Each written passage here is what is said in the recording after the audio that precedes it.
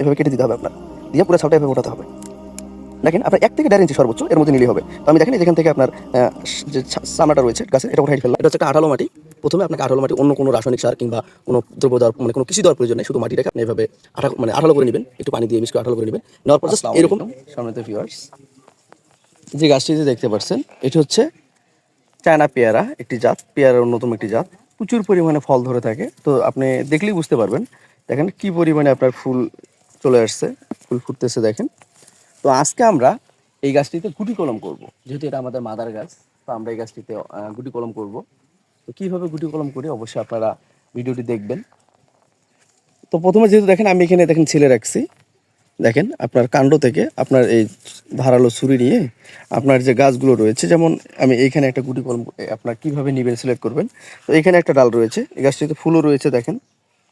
তো এখন আমি এই গাছটিতে একটা কলম দিব। দেওয়ার সেক্ষেত্রে আমাকে কি করতে হবে, অবশ্যই এই আমাকে একটা জায়গা সিলেক্ট করতে হবে, একটা সুন্দর দেখে জায়গা সিলেক্ট করতে হবে।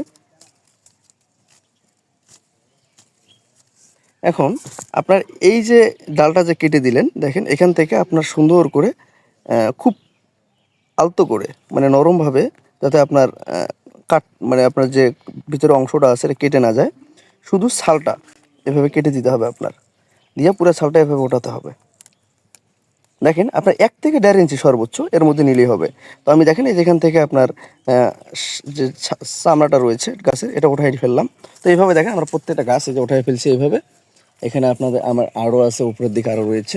তো এই যে এখানে দেখেন, এই যে প্রত্যেকটা ডাল, আর প্রত্যেকটা ডালে দেখেন আপনার ফুল চলে আসছে।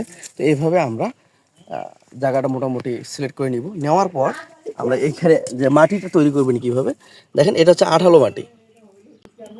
এটা হচ্ছে একটা আঠালো মাটি। প্রথমে আপনাকে আঠালো মাটি, অন্য কোনো রাসায়নিক সার কিংবা কোনো দ্রব্য দেওয়ার মানে কোনো কিছু দেওয়ার প্রয়োজন নেই। শুধু মাটিটাকে আপনি এভাবে আঠালো করে নেবেন, একটু পানি দিয়ে মিক্স করে আঠালো করে নেবেন। নেওয়ার পর জাস্ট এইরকম এতটুকু একটু মাটি আপনাকে সিলেক্ট করতে হবে। এই দেখেন এই যে ডালটা যে রয়েছে, ডালের আপনি কোন অংশ থেকে নেবেন। তো প্রথমে আপনি দেখেন এই যে মাটিটা রয়েছে, এই মাটিটা আপনি কোন অংশ থেকে সিলেক্ট করবেন আপনি একটু দেখবেন ভালো করে। তো প্রথমে আমি এই যেখান থেকে সেলা হয়েছে, তো এখান থেকে আপনি এই পরিমাণে নেবেন। দেখেন একদম আপনি উপর থেকে শুরু করে নিচ থেকে একদম এইভাবে দিয়ে দিবেন। দেখেন কত সুন্দর হয়েছে। তো এখন আমি এটাকে কিভাবে কি করব এটাও আমি আপনাদেরকে দেখাবো। তো দেখেন আমরা যে এই যে এগুলো পলিথিন, এগুলো হচ্ছে আপনার বাজারে পাওয়া যায়। তো পলিথিনগুলো নিয়ে আসার পর আপনি আপনার মন মতো এইভাবে কেটে নেবেন। দেখেন, তো এখন আমি